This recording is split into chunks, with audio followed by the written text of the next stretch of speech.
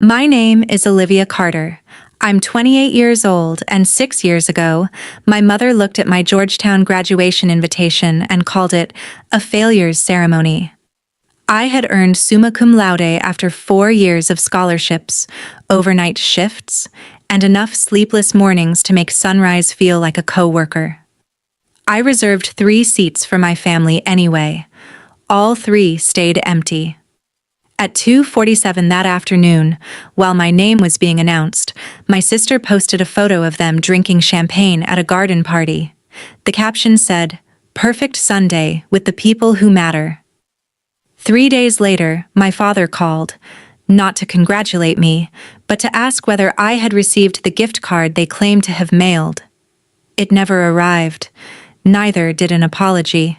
I kept the screenshot, stopped asking them to show up, and built a career finding fraud hidden inside clean-looking numbers. Then, a $12 billion technology corporation recruited me directly as its chief forensic integrity officer. The compensation was $7 million a month, guaranteed for 3 years. Within hours of the announcement, my mother called. Her exact words were, "Family meeting, tomorrow. Don't embarrass us by being late." I went. But I didn't go alone. The man beside me was the corporation's CEO, and the sealed case in my hand contained something my mother had spent 30 years trying to bury. She thought the meeting was about controlling my new fortune. She didn't know it was about proving where her old fortune had really come from, or whose blood had paid for it. Before I tell you what was inside that case, and what my mother did when the CEO opened the first file, tell me what time it is where you are, and where you're watching from. I want to see how far this story travels before the truth reaches that family meeting. The company was Halcyon Dynamics, a defense and health technology group known for cleaning up risky AI acquisitions. Its CEO, Adrian Wolf, had read an audit in which I traced 12 years of false vendor payments through 7 countries. He said Halcyon wanted the person who could make every accusation survive a courtroom. My contract put me over forensic controls across the corporation and made my signature decisive in multi-billion-dollar deals. $7 million a month was the price Halcyon would pay for a judgment nobody could purchase. The public announcement appeared on a Monday morning. By lunch, financial journals were calling me Halcyon's integrity architect. My mother, Diana Carter, responded before sunset. To understand why her sudden interest and her order for a meeting did not surprise me, I have to go back 11 months, to the death that first brought my family to my door. My grandmother, Helen Carter, had raised me since Diana and my father, Richard, left 7-year-old me at her house with 2 suitcases and drove home with my younger sister, Emma. Helen attended every ceremony my parents missed. When she died, she left me her brick house, investments, and control of a trust worth nearly $2 million.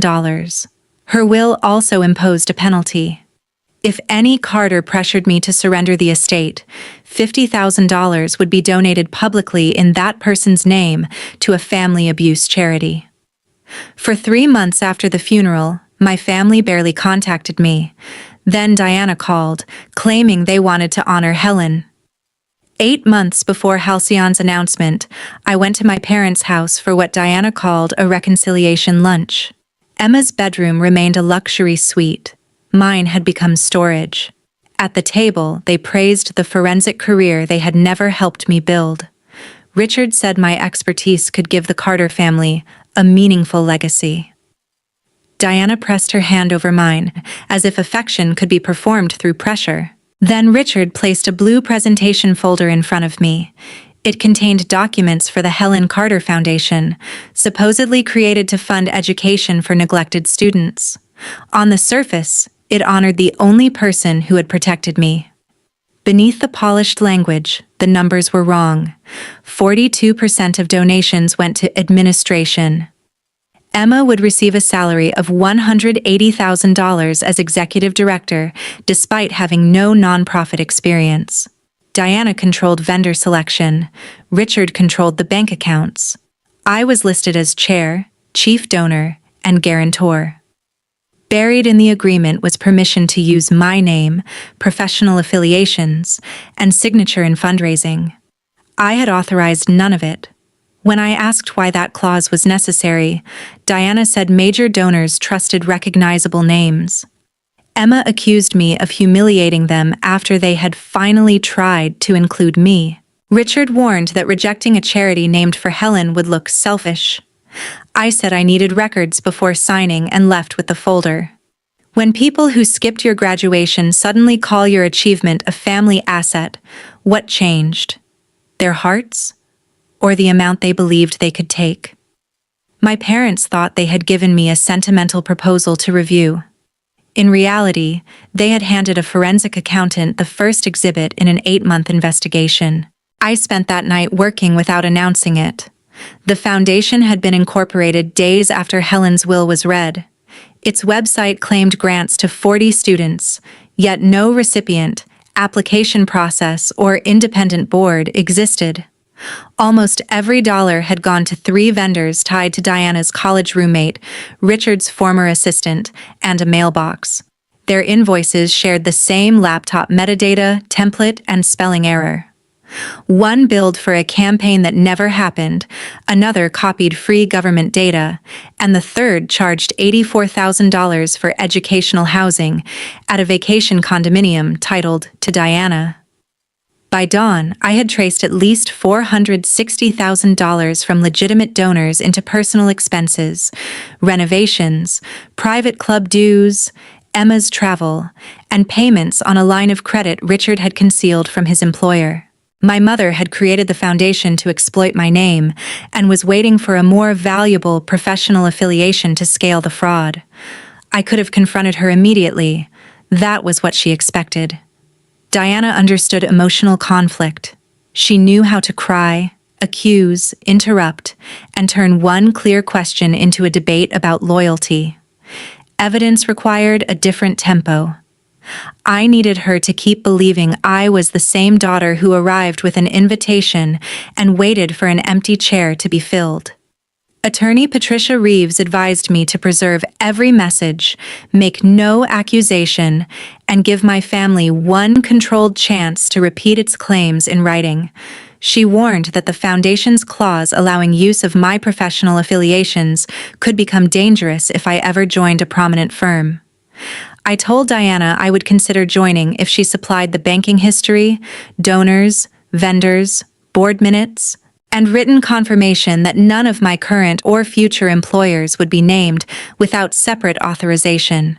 She replied, "We have always believed in complete transparency, attaching one page of round numbers and no records."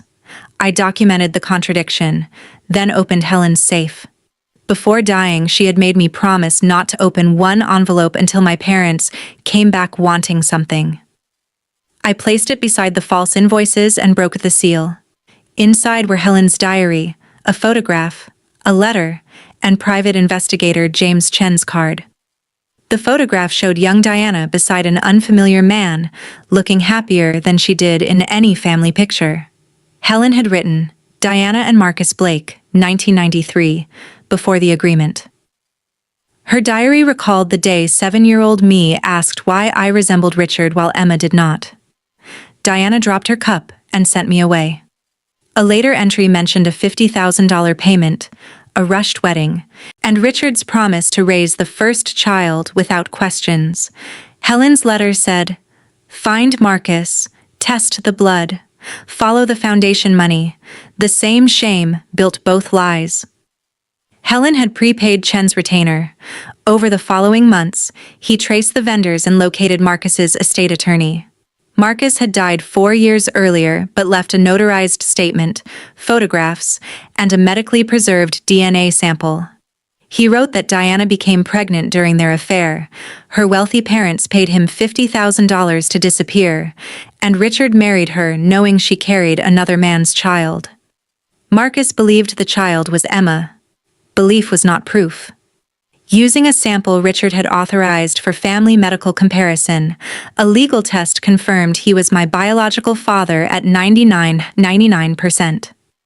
Marcus's sample and follicles from an old hairbrush Helen had sealed among Emma's childhood keepsakes produced a preliminary, non-court finding of 99.98%, subject to Emma's consent and fresh confirmation.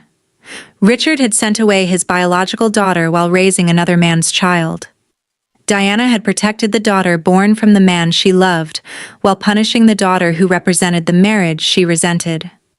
Emma was not responsible for her birth, but the truth explained why Diana treated one child as treasure and the other as evidence. The financial file and the family file were no longer separate. Diana's method was identical in both. Build a polished story, pressure everyone to repeat it, and punish the person who checked the facts. I called Emma and asked to meet without our parents. She refused twice.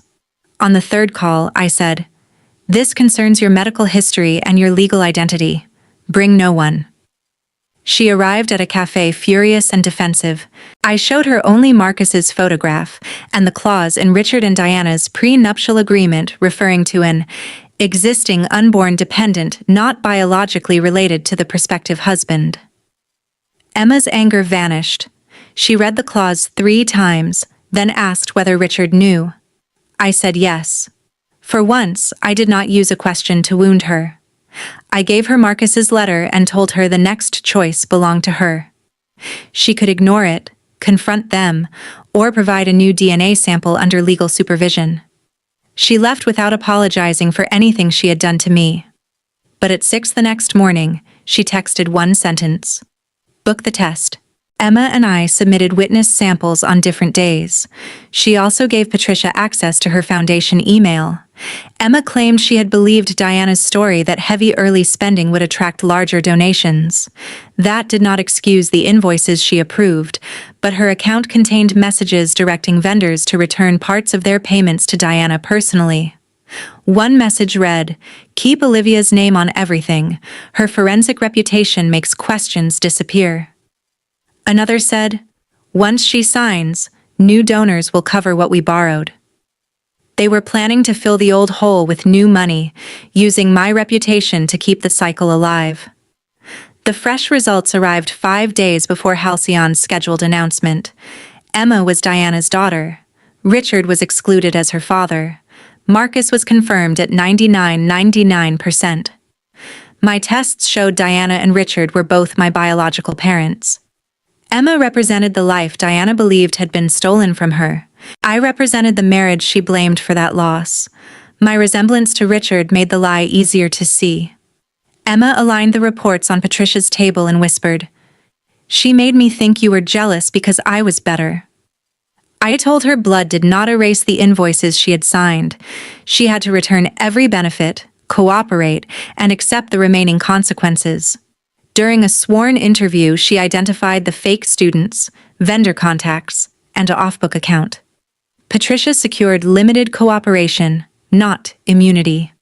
Emma would remain accountable but could no longer serve as Diana's shield. When Halcyon announced my appointment on Monday, Diana moved faster than I expected. Within hours, a donor forwarded Halcyon an invitation promising a $10 million corporate match and private access to me. More than 60 tickets priced at $5,000 each had been sold.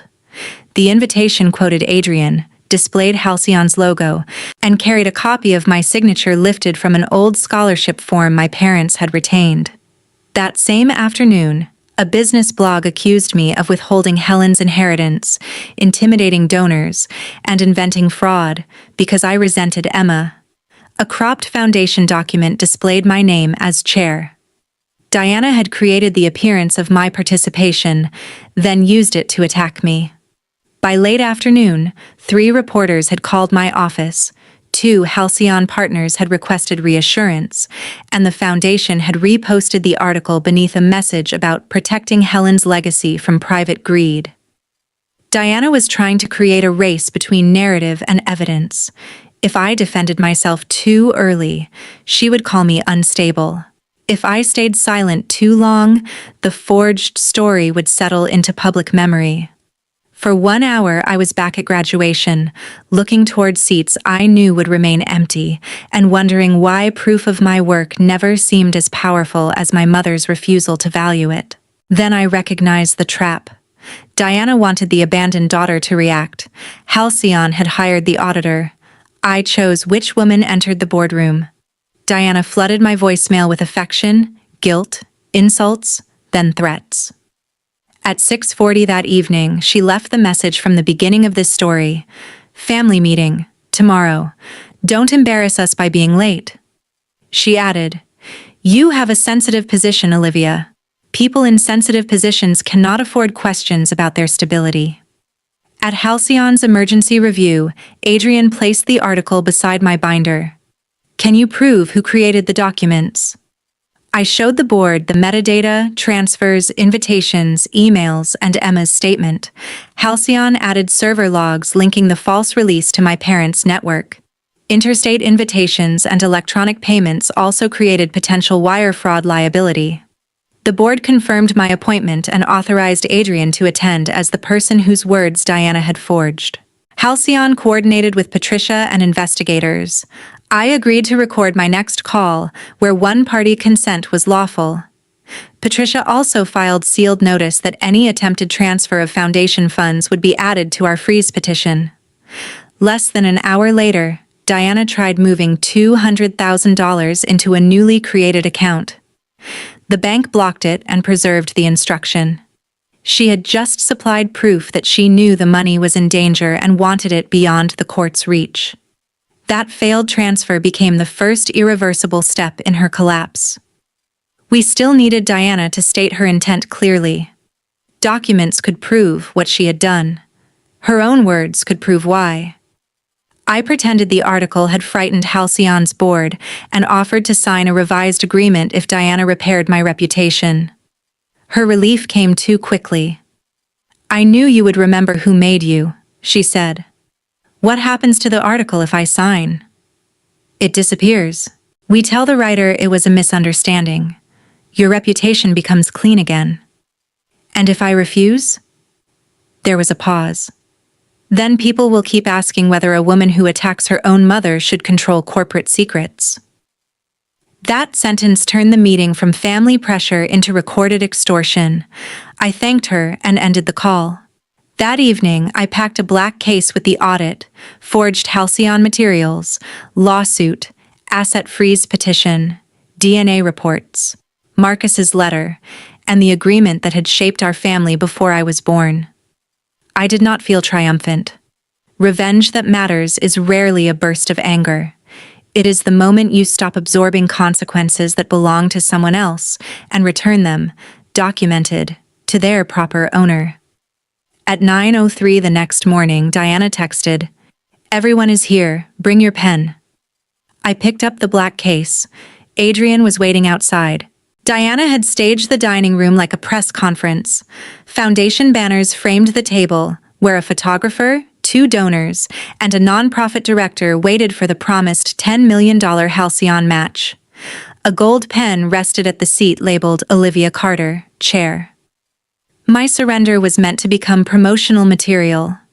She smiled when I entered, then saw Adrian. "Mr. Wolf, what an honor. We hoped Olivia might bring you." Adrian did not take her hands. "You've been quoting me without permission, Mrs. Carter." It seemed responsible to hear the next quotation in person. The photographer lowered his camera. Richard's chair struck the wall as he stood. "Olivia," Diana said, "may I speak to you privately?" "No. You invited donors because you wanted this public. Let's keep it public." I sat in the prepared chair and placed the case on the table. Diana praised Helen, family unity, and my visionary leadership, then slid the signature page toward me. "Before I sign," I said, "I want to clarify how the first $460,000 transformed lives. I distributed the forensic audit. It traced donations through 3 shell vendors into Diana's condominium, Richard's debt, Emma's travel, and family renovations. Every figure linked to a bank record. Not one verified student had received a grant. Diana laughed softly, but there was no humor in it. These are preliminary operating expenses. Olivia sees fraud everywhere because that is her profession. I placed the invoice metadata on top of her copy. All 3 vendors generated invoices from your laptop. 2 returned money to your personal account. The 3rd paid the mortgage on your property. Richard tried to interrupt. I asked whether he denied signing the bank authorization. He looked toward Diana before answering, which answered for him. Adrian confirmed Halcyon had never promised a match, approved its logo, or authorized his quotation. 63 donors had paid based on those claims. Halcyon had preserved the website, payments, and server logs, and would reimburse the donors before pursuing recovery. Diana's control began to fracture. She turned on me. You brought your employer into a family disagreement? After everything we were prepared to do for you? I touched my phone and played her recorded words through a small speaker. If you sign, your reputation becomes clean again. If you refuse, people will keep asking whether a woman who attacks her own mother should control corporate secrets. The nonprofit director stood. A donor asked whether police had been contacted. Diana stared at me. You recorded your own mother. You tried to trade back the reputation you attacked. She declared that Emma had managed everything. Then Emma entered through the side door, and Diana stared as if a portrait had stepped out of its frame. Emma placed her sworn statement beside the audit. I approved invoices I should have challenged. I returned the travel money yesterday, and I'm cooperating. But the transfers to your account were your instructions, Mom. So were the fake student names. Diana slapped her palm against the table. I built your life. Do you understand that? Everything you have exists because I protected you. Protected me from what? I hesitated. The audit could punish Diana without exposing Emma before strangers, but Diana was still using Emma's birth as leverage without naming it. I asked the guests to leave. Adrian remained as Halcyon's representative. Patricia entered with a process server and placed the civil complaint, preservation order, and asset freeze petition before my parents. Then I opened the 4th file. Marcus Blake's photograph landed between Diana and Richard. My mother stopped breathing for a beat. Richard closed his eyes. Emma's voice was quiet. Who is he? Diana said, a man I knew before you were born. This has nothing to do with the foundation. I placed the prenuptial clause and laboratory reports beside the photograph. Richard and Diana were confirmed as my biological parents. Richard was excluded as Emma's father. Marcus was confirmed at 99.99%. Emma did not look at me. She looked at the 2 people who had shaped her entire identity. Did you both know? Richard nodded. Diana reached for Emma, but Emma moved back. You told me Olivia was sent away because she was difficult. You were a child, Diana said. You could not have understood. I'm 30 now. Try me. For the first time, Diana told the truth. Her parents paid Marcus, the man she loved, to disappear. She married Richard while pregnant.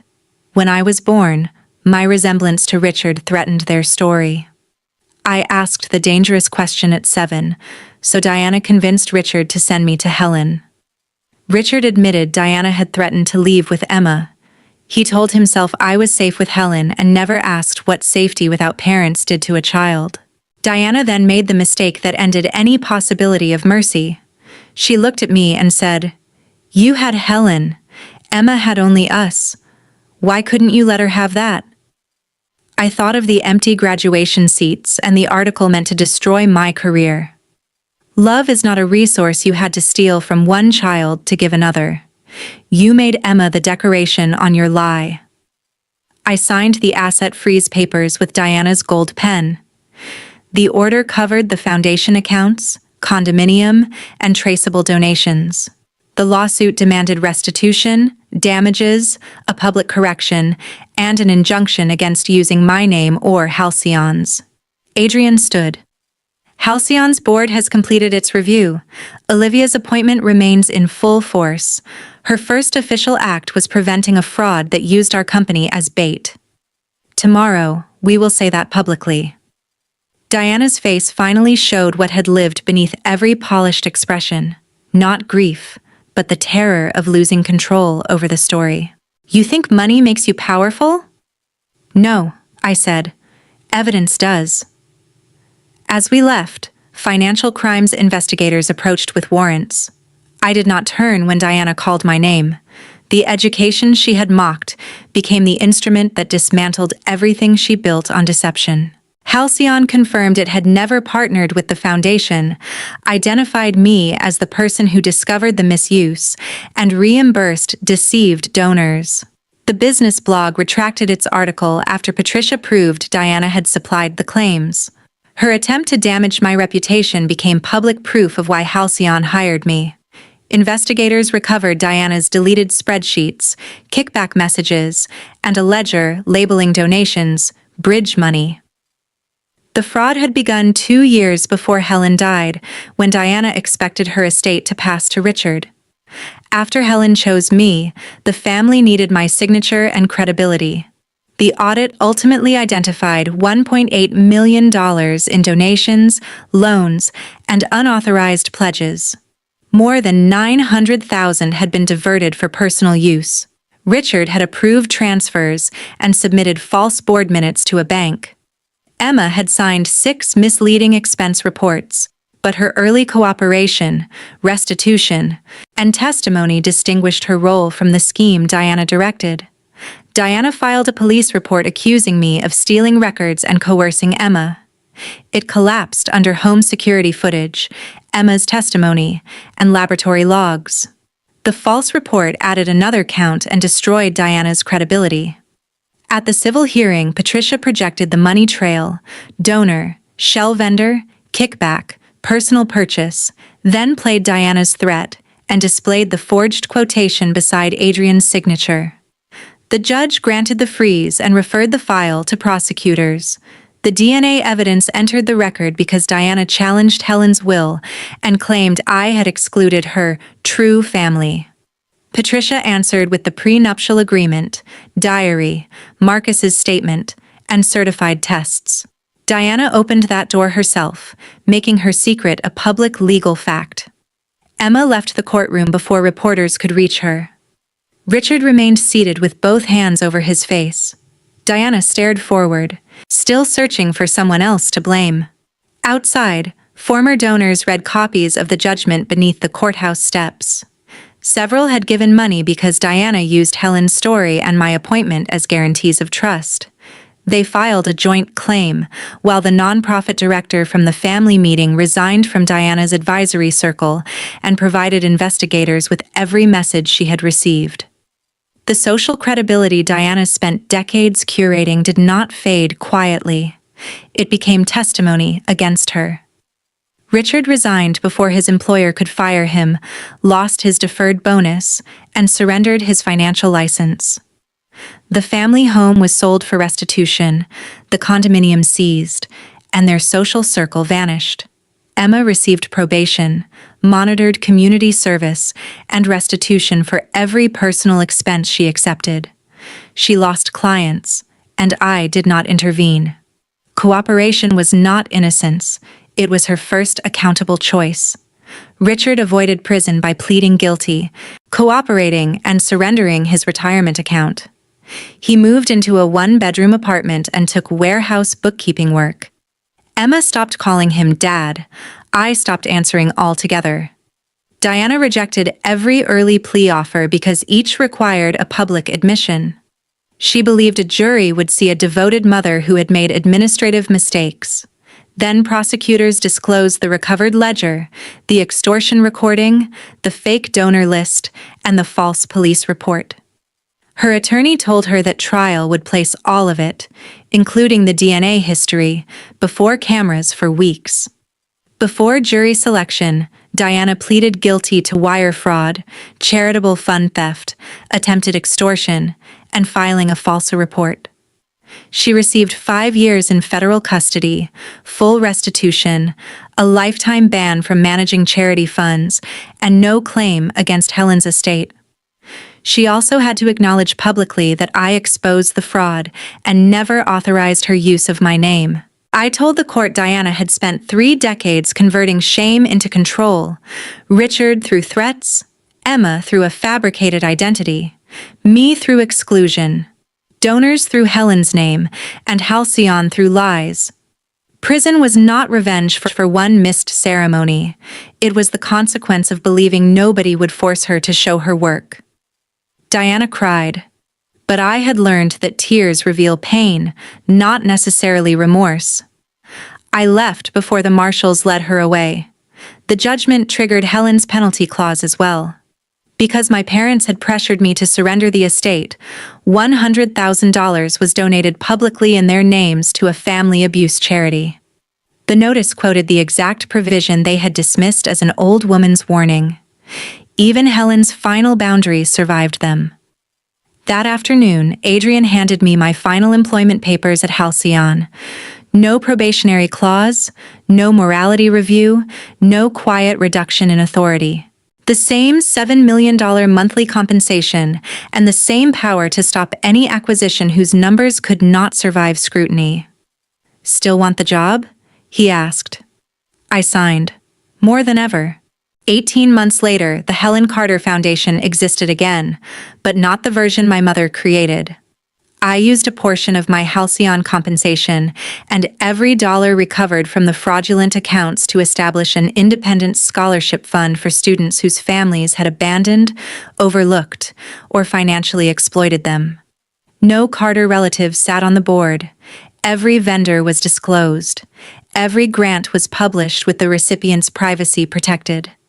An outside firm audited us twice a year, and I posted the reports online before anyone could ask.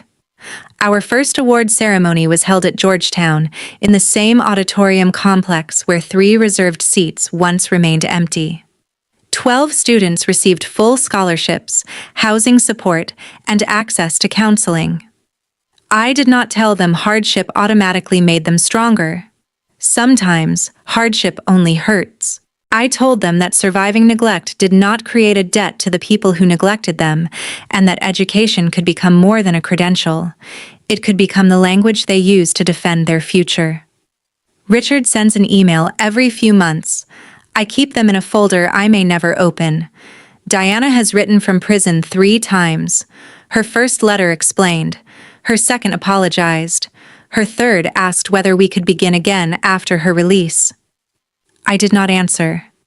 Accountability does not require me to reopen the door she spent years closing in my face. Emma and I are not suddenly close. She changed her last name to Blake, found Marcus's surviving sister, and began learning about the father she never knew. We meet occasionally with clear boundaries. She has repaid more than half her restitution and now designs financial literacy materials for nonprofits, under supervision and for ordinary pay.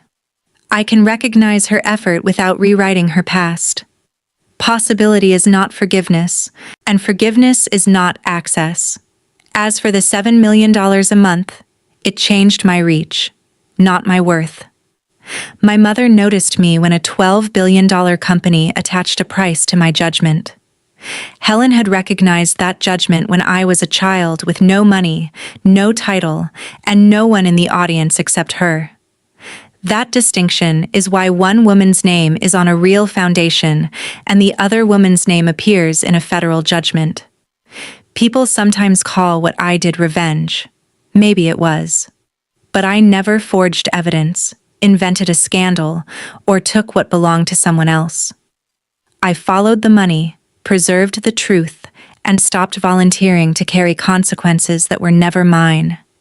Diana lost her freedom, fortune, reputation, and control because each depended on silence.